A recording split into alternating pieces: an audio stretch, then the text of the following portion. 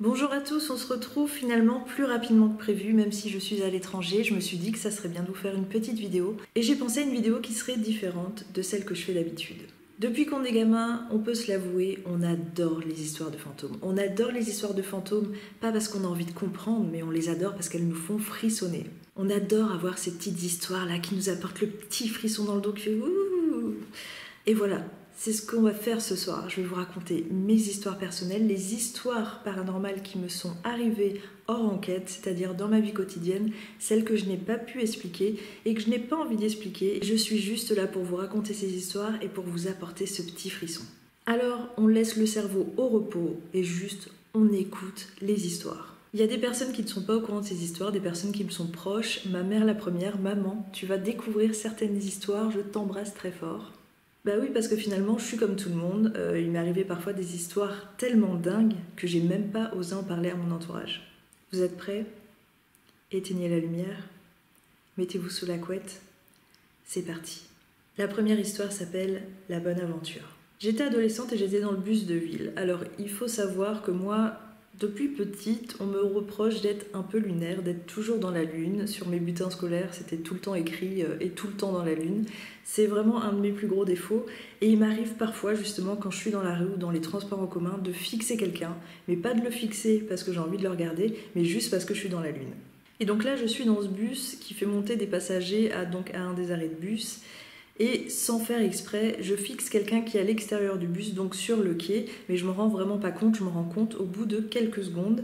Et quand je me rends compte, je vois que ce mec, c'est un monsieur de peut-être de 30-40 ans, est en train de me regarder aussi, et du coup je suis hyper gênée, je me dis merde, putain, il a dû croire que je le fixais ou que je le kiffais ou quelque chose comme ça. Je détourne le regard, je suis vraiment rouge pivoine.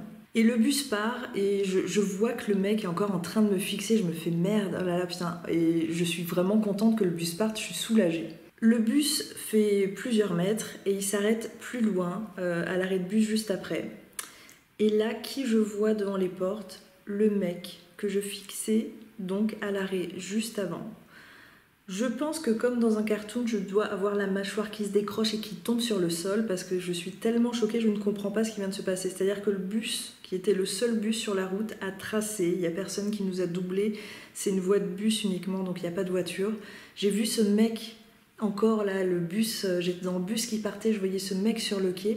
Et là, on arrive sur ce quai-là et le mec est là. Le mec monte dans le bus, il vient vers moi, il me parle. Je suis toujours en état de choc, donc je ne me rappelle même pas ce qu'il me dit. Je pense que je n'entends pas ce qu'il me dit. J'arrive à placer à un moment la question de « Mais comment t'as fait pour arriver jusqu'à l'arrêt de bus ?» Évidemment, il fait comme s'il ne m'avait pas entendu, il continue son blabla, je ne sais toujours pas ce qu'il fait. Donc le mec me tchatche, il me parle, je comprends pas trop ce qu'il dit, mais en gros il me tchatche, il essayait de me draguer. Mais moi, juste, je repasse dans ma tête continuellement ce qui vient de se passer et je ne comprends pas du tout, c'est complètement fou, mais j'entends vraiment pas ce qu'il me dit. Arrive mon arrêt de bus, je dois partir et le mec me dit bah écoute, si t'as envie de boire un verre, appelle-moi, il me donne sa carte. Je fais mine de la prendre, je sais très bien que je ne l'appellerai pas, mais je la prends pour pas avoir de problème, pour pas qu'il soit lourd. Je descends du bus, le bus part, je regarde la carte. Le mec s'appelait Bonne Aventure. Évidemment, je n'ai jamais rappelé le mec, je ne l'ai jamais revu, mais j'ai juste aucune explication sur ce qui s'est passé ce jour-là. C'est juste complètement fou, inexplicable et finalement un petit peu drôle avec cette histoire de nom, Bonne Aventure, enfin c'était hors du commun. La deuxième histoire s'appelle Le pianiste. J'étais gamine et j'étais en vacances chez ma tante et ma grand-mère m'avait accompagnée puisque mes parents n'étaient pas venus et du coup je dormais avec ma grand-mère dans le même lit dans une chambre de la maison. J'aimais pas trop cette maison, je savais pas trop pourquoi. Et une nuit, alors qu'on dormait, il y avait un piano dans cette chambre et le piano s'est mis à jouer. On s'est réveillés. Il y avait évidemment personne dans la chambre. J'ai eu tout de suite très peur. J'ai su tout de suite que c'était paranormal, que c'était un fantôme. Le piano n'avait pas pu jouer tout seul. Et là, ma grand-mère, toute mignonne, dans un instinct de protection, m'a dit « Non mais t'inquiète pas, il y a une petite souris dans la maison, c'est la petite souris qui est passée sur le piano. » J'ai fait la petite fille sage, j'ai fait mine de la croire, mais je savais très bien, à cette époque déjà, que c'était paranormal. La troisième histoire s'appelle Charlie. Alors, il faut savoir que mon petit frère et moi, on a un grand écart d'âge, il y a 10 ans qui nous séparent, et quand j'étais adolescente, ma mère gardait une petite fille qui avait l'âge de mon frère, ils jouaient tout le temps ensemble, et je me souviens, un jour, ils s'étaient enfermés dans la chambre, ils étaient en train de jouer, et moi j'étais étonnée que la porte soit fermée, donc j'ai ouvert la porte pour voir ce qu'ils faisaient. Je les vois en train de jouer à ce jeu de société qui s'appelle Qui est-ce, vous savez, est-ce qu'elle a des lunettes, est-ce qu'elle a une moustache, ah bah c'est Maria, voilà, qui est-ce. Donc il y a 2 plateaux de jeu et les 2 plateaux étaient installés donc face à face. D'un côté, face à un plateau, il y avait mon frère. Entre les deux, il y avait la petite fille. Et en face de l'autre plateau, il n'y avait personne. Je vois ça et je dis à la petite fille qui s'appelle Aurore, je fais mais Aurore, c'est pas comme ça qu'on joue au qui est-ce, je fais mais toi là. Et là, tous les deux, alors il faut savoir que tous les deux avaient moins de 5 ans. Tous les deux se retournent vers moi, mais genre hyper vif, en me disant, genre l'air consterné, mais il y a un petit garçon. Et je regarde donc en face du plateau, je savais bien que j'avais vu personne, je vois bien qu'il y a personne, et je suis genre là... J'ai eu le frisson vraiment qui m'a traversé le corps, j'ai tout de suite refermé la porte, hein, voilà, la grande sœur courageuse, dans l'esprit de protection, hein, voilà, elle a juste laissé son frère jouer avec un esprit. Et en fait, ce qui m'est venu en tête tout de suite, c'est Charlie. Et pour vous expliquer, Charlie, en fait, j'avais un petit copain d'école quand j'étais à l'école primaire qui s'appelait Charlie et qui malheureusement a été tué par son père, qui était alcoolique et qui un soir lui a mis un coup de fusil dans la tête. C'est une histoire horrible. Et en fait, ce petit garçon habitait l'étage d'en dessous où nous on habitait. Et je sais pas pourquoi, tout de suite, à cet instant, quand ils m'ont dit qu'il y avait un petit garçon qui jouait avec eux, j'ai pensé à Charlie. Une histoire assez récente, et pour le coup, à la base, j'étais sur une enquête, sur un lieu d'enquête où j'étais là plus pour les phénomènes de mémoire des lieux de hantise.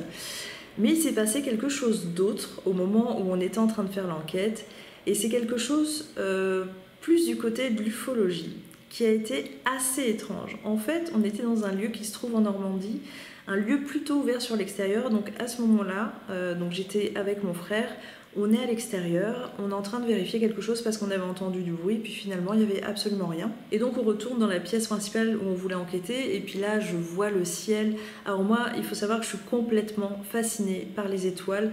Je ne suis pas du tout férue d'astronomie, j'ai déjà assez de passion comme ça, donc je ne m'intéresse pas plus que ça, mais en fait vraiment quand je vois un ciel étoilé, comme j'habite à Paris et qu'il y a beaucoup de pollution et qu'on voit pas souvent les étoiles, quand je suis vraiment en province, je suis fascinée quoi, par les ciels étoilés, et là je vois ce ciel étoilé et je m'arrête quoi, je m'arrête et je regarde. On était en enquête mais bon, je m'en fous.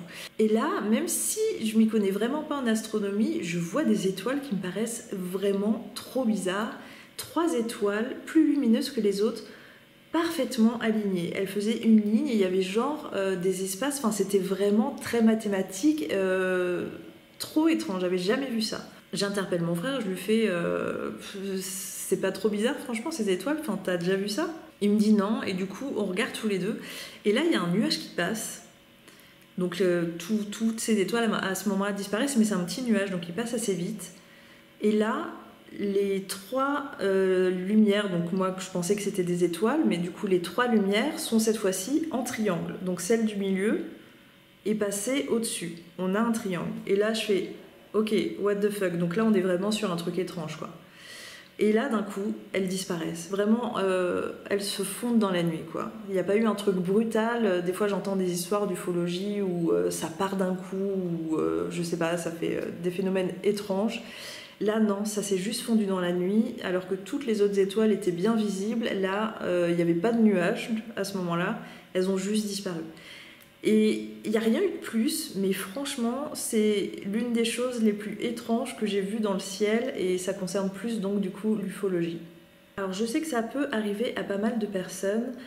Moi pour ma part, j'ai des personnes que j'ai perdues, donc des personnes qui sont mortes, qui m'étaient proches, qui sont revenues me voir dans mes rêves. Alors, c'est quelque chose qui m'a beaucoup intriguée à l'époque. C'est l'un des seuls phénomènes pour lequel j'ai fait des recherches parce que c'était tellement perturbant que je voulais essayer de comprendre ce qui s'était passé. Et en fait, en faisant des recherches, je me suis rendu compte que ça pouvait arriver à pas mal de personnes, que justement les défunts profiter de ce moment où nous sommes en train de dormir, où nous sommes en train de rêver, où le cerveau est au repos, pour entrer en contact avec nous, puisque dans la vie quotidienne, dans cette vie moderne, même si on est médium, on peut ne pas s'en rendre compte parce qu'il y a trop de pollution autour de nous, de pollution sonore, de pollution visuelle.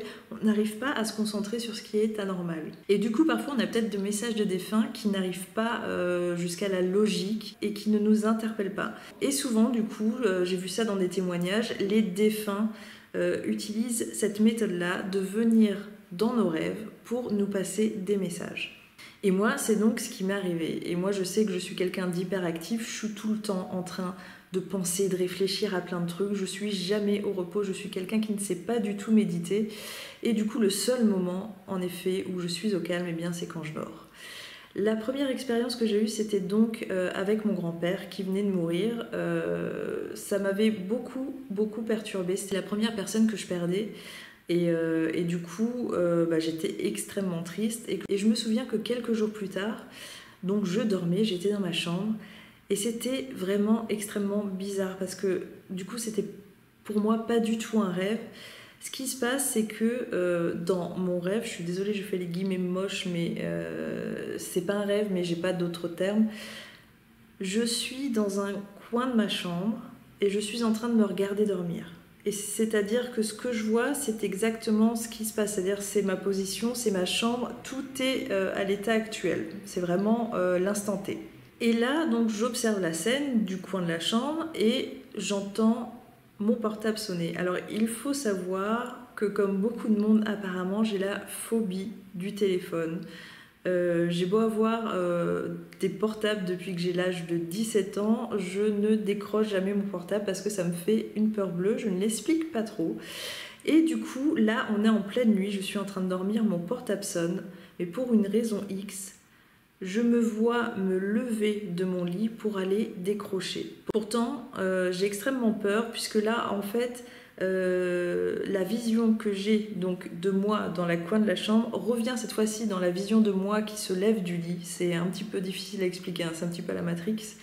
Et là, cette fois-ci, je me vois donc en train de me lever, la peur au ventre, d'aller voir pourquoi, qui c'est qui m'appelle en pleine nuit comme ça. Et je vois qu'il y a écrit numéro inconnu. Enfin, à l'époque, c'était pas comme ça, je sais plus ce qu'il y avait écrit, mais en gros, je pouvais pas voir le numéro. Pour une raison X encore, je décroche. Et là, j'entends la voix de mon grand-père qui me fait « Bonjour ma puce ». Et là, je suis tout de suite dans la réalité. C'est-à-dire qu'on n'est pas du tout dans le rêve ni dans le rêve lucide. Je ne contrôle pas ce qui se passe. Mais par contre, je comprends ce qu'il est en train de se passer, que c'est complètement anormal. Et je le dis, je suis en larmes tout de suite et je dis « Non mais pépère, tu t'es mort, c'est pas possible, tu ne peux pas m'appeler ». Et là, il me dit « Attends, calme-toi, j'ai quelque chose à te dire ». Et là, il me fait un aveu et il me dévoile un gros secret de famille. Et moi, je suis toujours en larmes, toujours terrifiée, mais j'entends quand même ce qu'il me raconte. J'ai conscience que j'ai une communication avec mon grand-père qui est mort dans ce rêve-là. Hein, et je suis complètement pétrifiée. Et là, il raccroche, on perd la connexion, je me réveille, je suis traumatisée, je suis en train de pleurer comme une tarée. Et vraiment, ce qui m'a interpellée, c'est que j'ai vraiment entendu sa voix. C'est-à-dire que c'était vraiment sa voix, quoi. Je l'ai entendu comme si je l'avais entendu dans mes oreilles. C'était trop bizarre. Par contre, quand je me réveille, je suis bien dans mon lit. Je ne suis pas en face de mon téléphone. Et d'ailleurs, mon téléphone n'avait pas eu d'appel. J'ai vérifié, évidemment. Mais par contre, je suis bel et bien certaine que tout était trop réaliste pour que ce soit un rêve. Et le fait d'avoir entendu cette voix, en fait, si familière, c'était vraiment mon grand-père. Et ce qui est trop bizarre, c'est que je me souviens encore là, 20 ans après, dans les moindres détails de tout ce qui s'est passé. Mais au moment où je me réveille, l'aveu sur le secret de famille, impossible de me rappeler. Et j'ai donc eu une deuxième communication dans ma vie avec un collègue qui a été tué malheureusement. Et on n'était pas très proches, mais ça m'avait beaucoup touchée. Et je pense que les défunts même si on n'a pas un lien très très fort avec eux, peuvent venir voir les personnes qui sont dans une grande souffrance. Et là, en effet, même si on n'était pas proche, j'étais extrêmement touchée de ce qu'il avait pu se passer. Je trouvais ça horrible, cette histoire, et je trouvais ça horrible que ce soit arrivé à lui, parce que c'était un garçon délicieux en fait, et c'était vraiment trop triste. Et là par contre, le contexte était différent. Donc là, il y a vraiment un rêve qui était véritablement un rêve, puisque je ne peux pas vous le raconter, j'en ai aucun souvenir. La seule chose dont je me rappelle, c'est qu'à un moment dans ce rêve, il y a beaucoup de monde. Il y a une sorte de foule, c'est comme si j'étais dans la rue. Et la foule s'écarte. Et là, il y a mon ancien collègue, Christian, qui me regarde avec un sourire. Ah, c'est un petit peu touchant. Et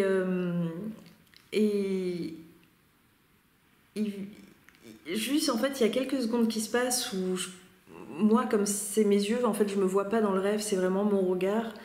Je suis en train de le regarder, on se regarde il y a quelques secondes et c'est juste hyper serein. Il me montre qu'il est très serein et il me dit juste, je suis juste venue pour te dire au revoir. Et là, dans mon rêve, la foule se referme, ça fait un peu Moïse en fait, hein, quand il écarte la mer. Là, ça se referme, les gens repassent devant et il part, et je repars dans mon rêve. Et ça a été vraiment, je sais pas, ça a duré 10 secondes, mais cette partie-là, je m'en souviens, et c'était juste, c'était comme avec mon grand-père, mais très différent. Là, c'était visuel du coup, et c'était hyper réaliste. C'était lui, c'est pareil, je l'ai entendu, c'était beau. J'ai trouvé ça magnifique en fait qu'ils viennent me voir pour me dire ça, qu'ils viennent me dire au revoir. Et c'est vrai que du coup ça m'a un petit peu apaisée. Je pense qu'il y a quelque chose de magnifique quand les défunts reviennent nous dire au revoir. C'est aussi pour nous faire du bien, et ça fonctionne. Alors, la prochaine histoire, je vais l'appeler l'ange gardien. Désolée, j'ai pas donné de titre aux autres, je suis partie dans ma lancée. Je ne sais pas si vous croyez aux anges gardiens, alors j'utilise ce terme au même titre que je pourrais utiliser guide spirituel, ce que vous voulez. Je pense que le titre n'est pas important, mais je pense que vous voyez bien ce que je veux dire. J'y ai toujours plus ou moins cru, c'est-à-dire que je pense que je n'ai pas d'avis vraiment fixé. Quand j'entends des histoires, disons, j'ai envie d'y croire.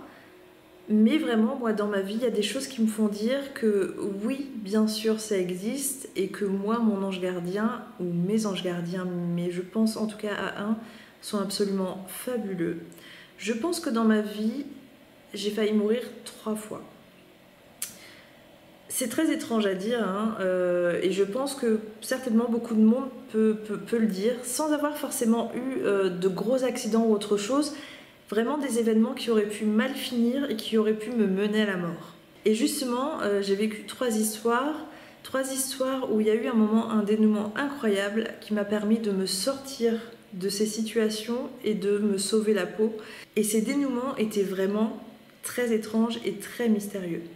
Je ne vais pas entrer dans le détail de toutes ces histoires parce qu'elles sont un petit peu marquantes, et certaines ont été un peu traumatisantes. Je vais le faire vraiment dans les grandes lignes, je suis désolée, mais vous allez comprendre l'essentiel. Première histoire, je suis adolescente. Ne me demandez pas pourquoi, je suis à ce moment-là dans un terrain vague. Et malheureusement, je tombe sur une mauvaise personne, un mec, sous l'emprise de je ne sais pas quoi, avec une force surhumaine, qui commence à m'agresser, qui me maintient le corps, et qui avec une telle force, franchement, que moi j'étais toute frêle à l'époque, j'arrive même pas à me débattre, j'ai tellement peur que j'arrive pas à crier au secours. Et là, dans cette peur absolument atroce qui envahit mon corps, d'un coup, j'ai eu ce que je n'ai jamais revécu depuis et que je n'avais jamais vécu avant. Je ne sais même pas comment l'appeler, c'est-à-dire que j'ai eu une sorte de flash dans ma tête, mais tellement puissant, qui m'a sorti de la situation, et que j'ai assisté dans ma tête, comme si plus rien n'existait autour, à une sorte de film. Mais franchement, c'était vraiment un film, c'était un film presque réalisé par le meilleur des réalisateurs, c'était presque beau. Et en fait, c'est une sorte de travelling, donc on voit... C'est pas moi qui regarde, c'est vraiment comme si c'était une caméra. qui regarde l'horizon du terrain vague et de l'endroit où je suis, comme si quelqu'un regardait de l'endroit où je suis, qui regarde l'horizon. Alors il faut savoir que la scène se passe, la nuit est en train de tomber. Et là, sur cette scène-là, en fait, le jour est en train de se lever. J'oublie de préciser aussi que malheureusement, évidemment, comme je suis dans un terrain vague, il n'y a absolument personne, il n'y a pas de voiture qui passe, on est vraiment seul au monde.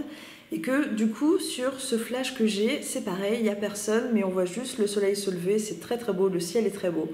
Et on voit la caméra, la vue, du coup, enfin moi, ça m'a fait penser à un film en fait, c'est pour ça que je dis caméra. Mais on voit la vue donc descendre tout doucement sur le terrain vague, et là, bim, ça arrive sur moi, je suis morte dans le terrain vague. Et là, je sors de ce flash et je ne sais pas d'où me vient une force surhumaine qui me permet non seulement de me sortir des bras de ce mec, mais de le propulser. Alors, propulser, je ne l'ai pas propulsé à 10 mètres, mais je l'ai propulsé assez fort pour qu'il tombe par terre. Je vous jure que depuis que je suis enfant, je n'ai aucune force dans les bras. J'étais toute maigre à l'époque, mais j'ai réussi à éjecter ce mec. Je suis partie en courant. Fin de l'histoire. J'ai échappé à je ne sais pas quoi grâce à ce flash et grâce à cette force surhumaine. Déjà à l'époque, je me suis dit il s'est passé quelque chose d'étrange, il y a quelqu'un qui te protège et qui t'aime vraiment très fort. Deuxième histoire, tout aussi traumatisante, pareil dans les grandes lignes.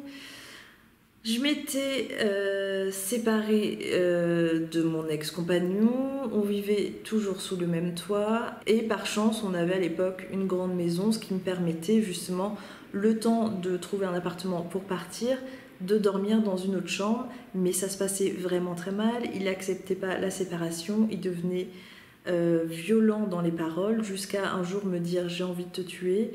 Donc j'essayais vraiment de l'esquiver, je ne rentrais que pour dormir et je m'enfermais à clé. Pour tout vous dire, j'étais jamais tranquille, j'étais vraiment pressée de quitter ce domicile et ce qui se passe c'est qu'un soir, je suis en train de dormir, donc pareil, je fais un rêve dont je ne peux pas me rappeler, je ne pourrais pas vous raconter. Mais mon rêve, c'est étrange parce que c'est comme si je le voyais, comme si c'était au cinéma, on va dire ça. Il était projeté, voilà, ce rêve était projeté. Et là, d'un coup, il y a un visage qui vient devant l'écran, on va dire, l'écran de cinéma, et qui me regarde. Mais vraiment, ça a été un pop-up vraiment hyper étrange. Et puis ce visage, je m'en souviens toujours, là, on est 15 ans après. C'était une personne blonde et le type de visage que je n'ai jamais vu dans la vie, c'était une sorte de visage assez parfait, blond avec des boucles, un homme, et on n'aurait pas su dire s'il était jeune, s'il était vieux, c'était vraiment très bizarre. Ça n'a duré qu'une seconde, donc le visage de cet homme vient, il me regarde. Alors, d'abord il me regarde une seconde, il regarde comme s'il regardait derrière moi, il me re-regarde et il me dit « Vite, retourne-toi !» Et là, je me réveille, je me retourne. Je suis à ça du visage de mon ex qui est comme ça au-dessus de moi. Rien que d'y penser. J'hurle, mais un cri mais qui a dû réveiller la ville tellement j'ai eu peur. C'était horrible cette vision. Je fais un bond, j'en tombe par terre et lui a tellement eu peur qu'il s'est barré de la baraque. Mais juste ce passage de ce visage qui me dit vite retourne-toi et qui me sauve la vie finalement, je pense, c'est juste incroyable. Et c'est là vraiment que je me suis mise à croire aux anges gardiens et que je me suis dit que je l'avais vu finalement, qu'il s'était montré à moi. Alors est-ce qu'il s'est montré dans une forme qui n'est pas la sienne, je ne sais pas, mais en tout cas il s'est montré dans un moment où j'étais vraiment à ça, je pense, de vivre quelque chose de catastrophique. Troisième histoire, troisième et dernière histoire où j'ai eu affaire à mon ange gardien, je pense. Celle-ci, écoutez, je ne l'ai jamais racontée parce que on est sur une histoire, une expérience totale qui est complètement inqualifiable. Moi, je n'ai toujours pas réussi à la qualifier. Elle est complètement folle. Elle est tellement folle que ça m'a traumatisée pendant longtemps, que j'ai aussi voulu l'occulter et j'ai même pas voulu en parler à mes proches, à d'autres gens, même dans le paranormal. J'avais pas envie. Ce qui se passe, c'est que fut un temps où j'étais passionnée des sports en eau vive, donc là je suis en vacances à la montagne et je fais du rafting. On se trouve avec un moniteur qui est un petit peu foufou et qui décide de faire à un moment un truc qu'il foire complètement et du coup le bateau se retrouve complètement bloqué sous un caillou et il nous dit bon bah je suis désolée, vous allez devoir vous jeter à l'eau et puis moi je vous récupère après. Il faut savoir que malheureusement ce con avait bloqué son bateau juste avant des rapides hyper puissants où vraiment il y avait des creux de vagues mais hyper impressionnants. Et nous on regarde ce qui nous attend et on se fait putain mais n'importe quoi. Et donc voilà, on se jette un par un. Moi je suis la dernière à me jeter à l'eau, je suis pétrifiée. Mais plus que tout en fait, quand je me retrouve dans les rapides, on a beau vouloir essayer de garder son calme machin. Moi j'ai de l'asthme d'effort, donc je peux avoir des crises d'asthme hyper violentes quand je fais des efforts justement. Et là, de nager à contre-courant dans des rapides, dans des creux de vagues où tu bois la tasse tous les 10 cm, j'arrivais même pas à reprendre mon souffle. Donc très rapidement, j'entre dans une souffrance où je sens que je vais faire une crise d'asthme catastrophique. Et je suis vraiment dans le mal total. J'arrive pas du tout du coup à nager, je panique totalement. Et là, malheureusement pour moi, je me prends un rocher dans le genou. Ça me fait tellement mal que c'est là où justement, je ne sais pas ce qui s'est passé. J'ai l'impression que j'ai perdu connaissance. Mais je n'en suis pas sûre. Parce qu'en fait, ce qui se passe, c'est qu'à ce moment-là, je vous dis, j'étais vraiment dans la souffrance, j'avais mal aux poumons, j'avais peur, j'avais plein d'émotions hyper négatives. Et là, d'un coup, mon genou se tape, j'ai très mal, je sens vraiment l'électricité partout dans mon corps. Et là, d'un coup, plus rien. Plus de mal, plus de peur, plus de fatigue, rien. Plus d'émotion.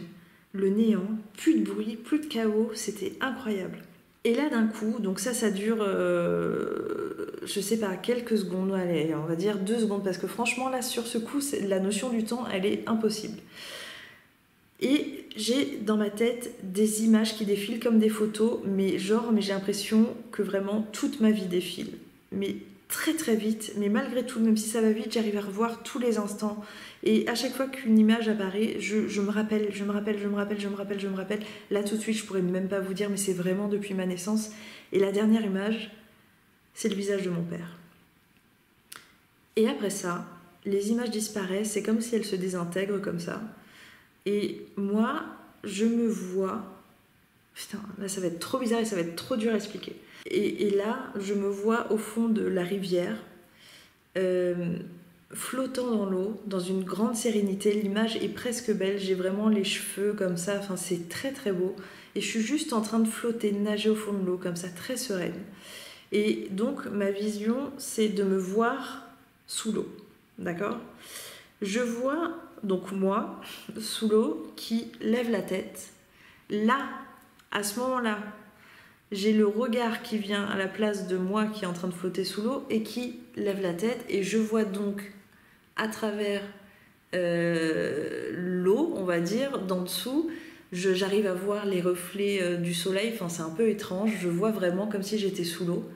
Et là, d'un coup, mon regard est propulsé. C'est comme si j'étais propulsée et je vois tout du ciel et tout le paysage, la rivière, tout ça. Et je vois qu'il y a un kayak qui arrive à ma hauteur. Je reviens sous l'eau, c'est comme si, alors que j'étais en train de nager tranquillement, je me projette pour attraper le kayak. Donc c'est cette vision-là que j'ai de moi qui me projette et qui attrape la queue du kayak qui est en train de passer, qui ne sait pas du tout que je suis là. Et là, je me réveille en moi vraiment, dans mon corps qui vient de se taper le genou.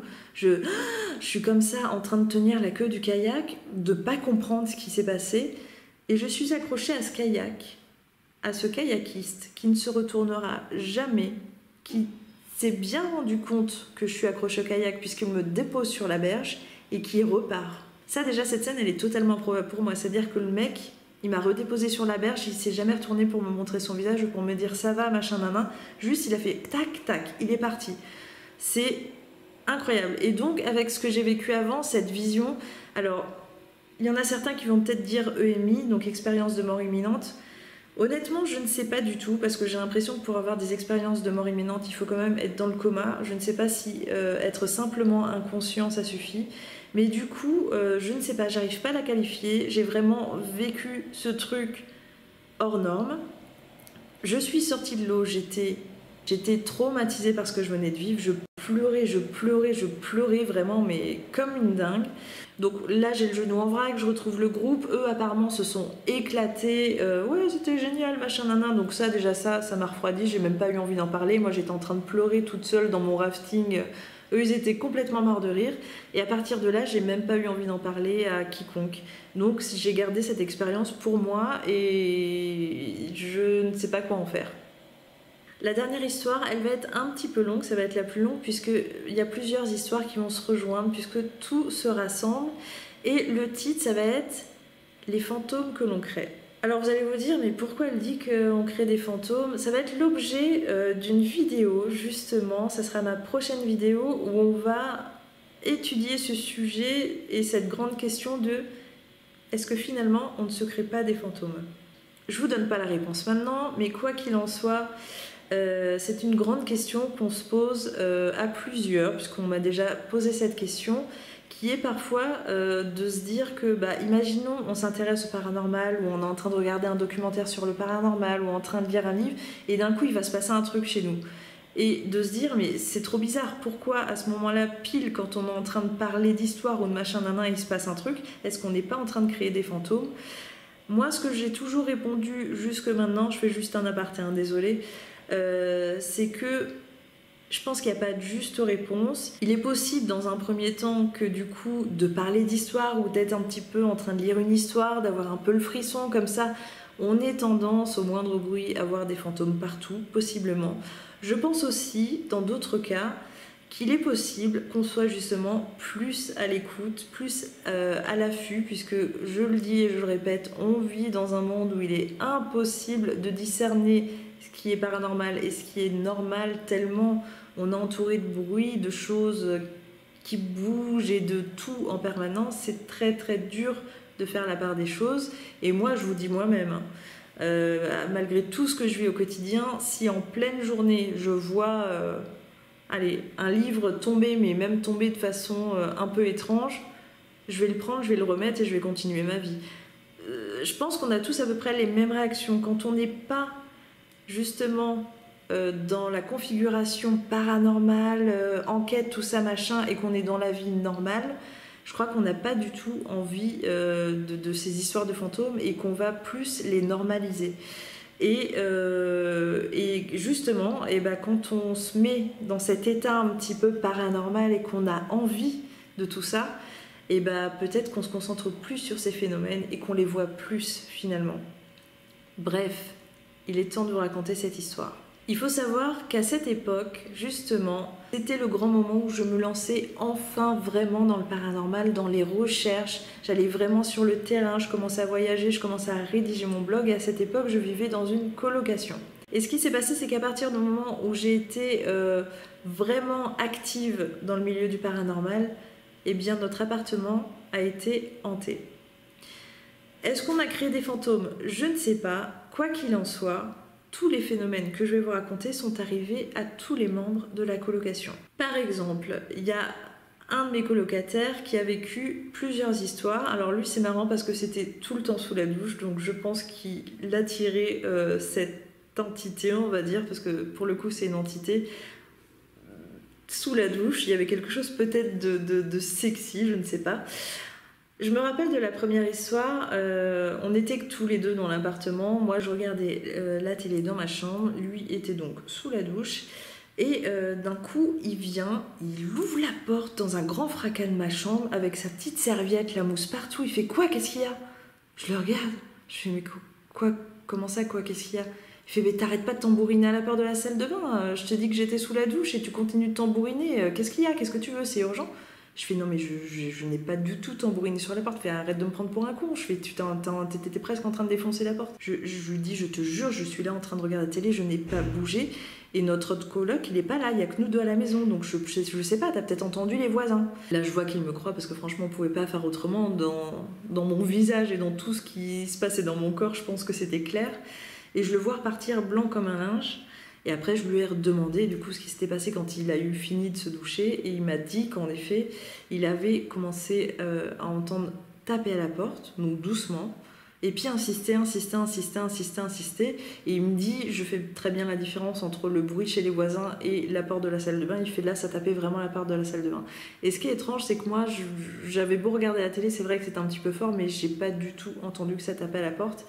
Et c'était hyper bizarre. Et la deuxième histoire qui lui est arrivée, pareil, il était sous la douche. Et en fait, cette fois-ci, le rideau de douche, donc de l'autre côté de la douche, c'est comme si une main était passée sur le rideau tout le long comme ça, genre, et avait fait justement une sorte de forme sur le rideau, comme si quelqu'un passait la main, et il a cru, une fois de plus, que c'était nous. Il a tiré le rideau, il n'y avait personne dans la salle de bain.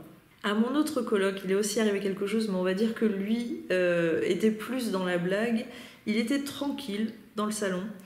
Et là, d'un coup, il y avait un stylo et un livre de Sudoku qui étaient posés à un endroit. Et en fait, le livre et le stylo sont tombés. Mais ils sont pas seulement tombés, c'est comme s'ils avaient été un petit peu projetés. Et moi, il m'est aussi arrivé... Alors, une première chose que je vais raconter, après il y en a eu d'autres. Ma chambre, on va dire que ça, c'est la porte de ma chambre, ok? La chambre est derrière. Ça, c'est la porte du salon. Le salon est derrière, ok? Je me réveille de bon matin, j'ouvre ma porte. Donc dans ma chambre, il faisait noir. Et la porte du salon était déjà ouverte, elle était toujours ouverte. Et en fait, face à la porte du salon, il y avait une fenêtre, on n'avait aucun vis-à-vis. Comme il faisait déjà jour, du coup, la lumière du jour reflétée dans le hall qui était juste devant la porte. Et comme c'était dans le noir, du coup, on voyait vraiment l'empreinte sur le sol de la porte illuminée, donc de la porte du salon, ok? Bon, c'est un peu compliqué, j'essaye vraiment de vous expliquer. Donc, porte du salon, ma porte. J'ouvre ma porte. Je m'apprête à sortir et je vois là que dans la lumière de la porte sur le sol, c'est trop compliqué, j'espère que vous allez comprendre. Je vois, comme si c'était dans l'entrebâillement de la porte, une silhouette, comme s'il y avait quelqu'un. Et là, je fais « Ah, bah, ça doit être mon coloc ». Et je commence à sortir donc tout doucement de ma chambre et je vois la silhouette qui recule, vraiment l'ombre l'ombre sur le sol qui recule complètement. Et là je fais oh putain, c'est mon coloc. Et lui il adorait trop me faire des blagues, se planquer même dans le noir ou derrière des trucs et sauter d'un coup, il adorait me faire ça. Et là je me suis dit putain, cette fois-ci mon coco, tu vas tellement pas m'avoir quoi. Et c'est moi cette fois-ci qui saute face à la porte ouverte du salon. Sauf qu'il n'y a personne. Et là, je me dis, putain, comment il a fait pour aller aussi vite et partir dans sa chambre? Je ne l'ai même pas entendu. Du coup, je cours jusqu'à sa chambre, j'ouvre la porte, ce qui me paraissait déjà improbable parce que j'avais même pas entendu de bruit de pas courir, de porte qu'on ouvre et qu'on ferme. Et là, j'ouvre sa porte de sa chambre et il est complètement en train de dormir, mais profondément, quoi. Il ronfle, enfin, c'était impossible, quoi. Je referme la porte et je fais, d'accord. Et là, j'ai commencé à flipper, vraiment. Donc, j'ai filé faire mes trucs, mais bon, j'ai vraiment commencé à flipper. Donc, à partir de là, vraiment, moi, j'ai commencé à vivre personnellement des phénomènes qui m'ont suivi, puisque après cette colocation, j'ai déménagé et ça m'a suivi dans un appartement. Dans cet appartement, j'ai eu 3 phénomènes précisément. Qui ont été d'abord en pleine nuit, alors que je dormais. Ça a toqué ma porte, mais ça a toqué, c'était trop bizarre parce que ça a toqué genre de façon je toque mais j'ai quand même pas envie de te faire peur, c'était un toc toc toc, vraiment c'est je toque, il y avait 3 tocs mais pas lourd, pas toc toc toc, je le tente quoi.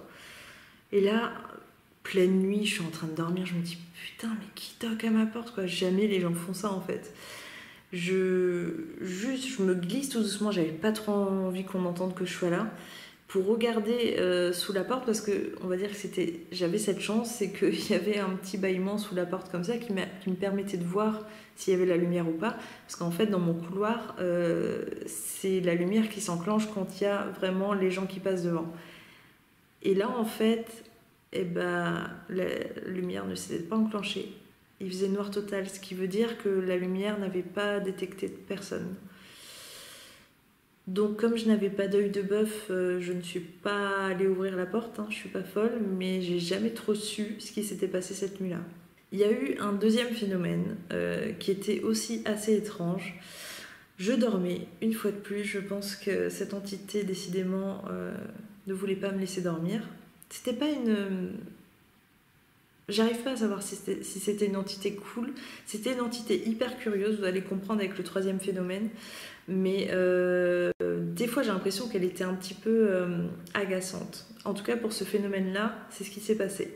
Donc là je suis en train de dormir et au-dessus de mon lit, je commence à entendre des tout petits toc-toc, mais vraiment comme si quelqu'un le fait du bout de l'ongle, mais tout petit. Et puis pas régulier.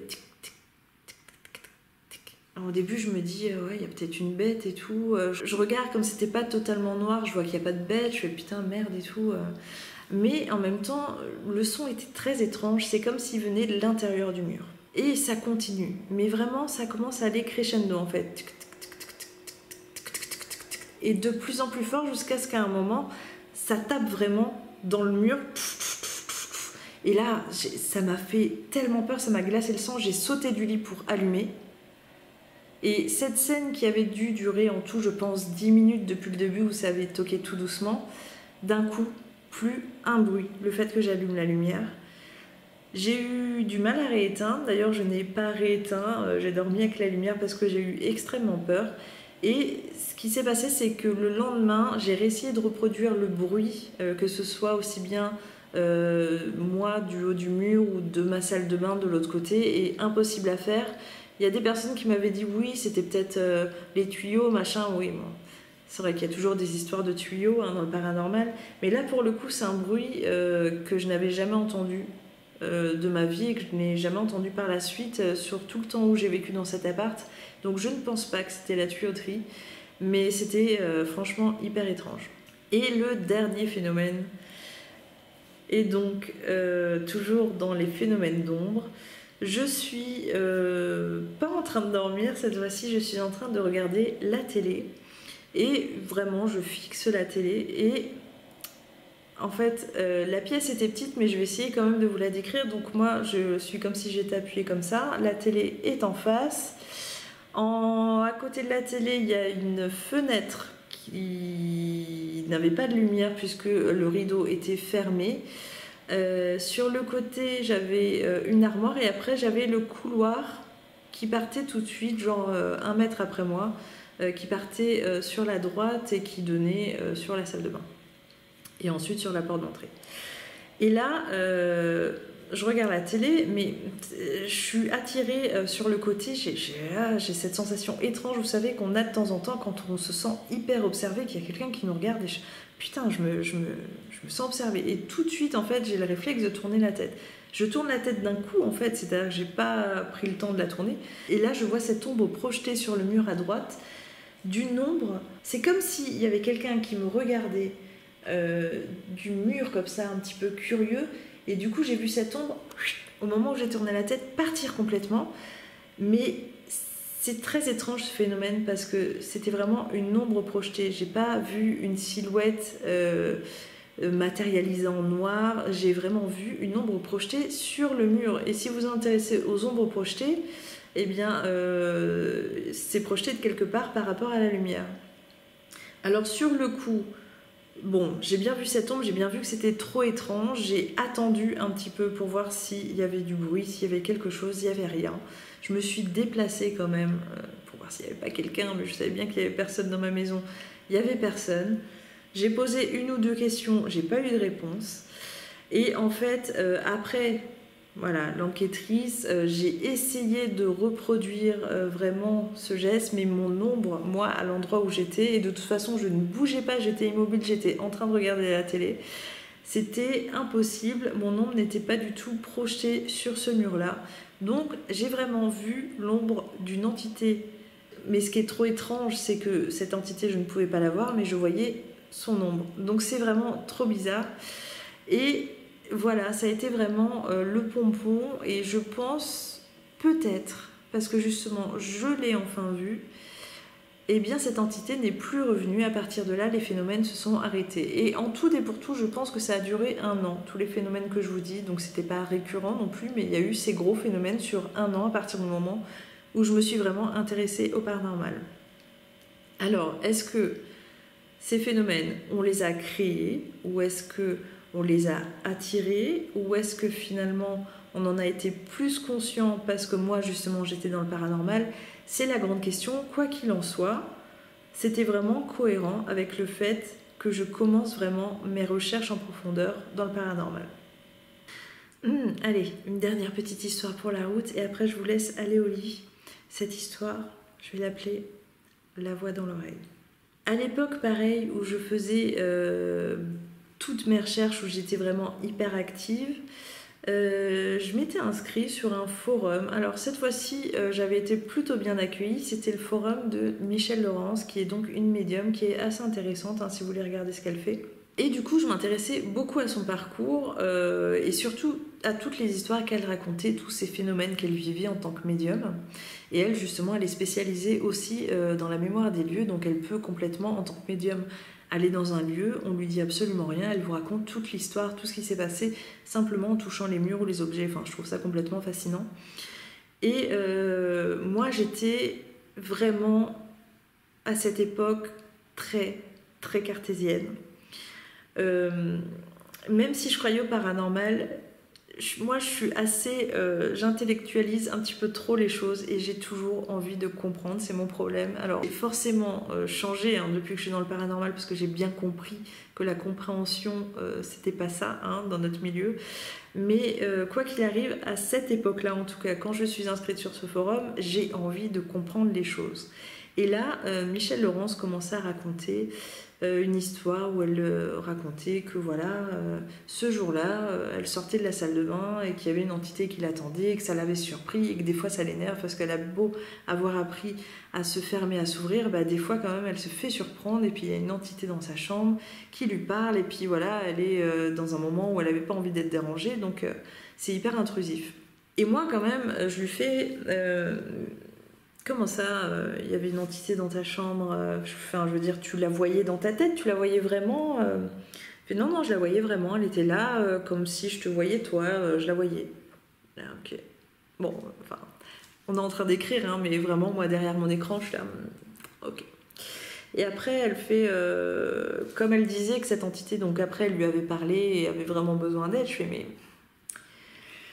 cette entité-là, tu l'entends dans ta tête? Elle fait non, je l'entendais avec mes oreilles. Je fais, Michel, avec tout le respect que je vous dois, j'adore ce que vous racontez. Je fais, mais les entités, elles n'ont pas de corde vocale. Comment c'est possible qu'elles puissent avoir une voix? Comment vous pouvez entendre? Cartésienne. J'ai honte. Maintenant, j'ai honte parce que maintenant, j'ai compris plein de choses, mais j'ai honte. Mais il fallait bien commencer, on se pose tous les questions cons. Elle a été assez respectueuse pour ne pas m'envoyer bouler. Et elle m'a donc expliqué les modulations, les fréquences. Elle a vraiment pris le temps de m'expliquer les choses. Et là, du coup, comme c'était scientifique, qu'on n'était pas dans le spirituel, parce que j'étais vraiment beaucoup plus scientifique. Je le suis toujours, mais je suis aussi spirituelle et j'ai appris à mélanger les deux, justement.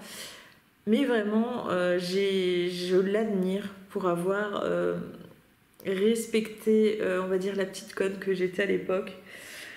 Et elle m'a juste expliqué ça et j'ai adoré son explication et en effet avec son explication ça m'a semblé plausible. Mais malgré tout, à cette époque, je ne demandais qu'à voir, c'est toujours le cas actuellement, même si j'écoute tous les témoignages et que je fais mes recherches, j'ai toujours besoin d'expérimenter les choses pour pouvoir tirer des conclusions.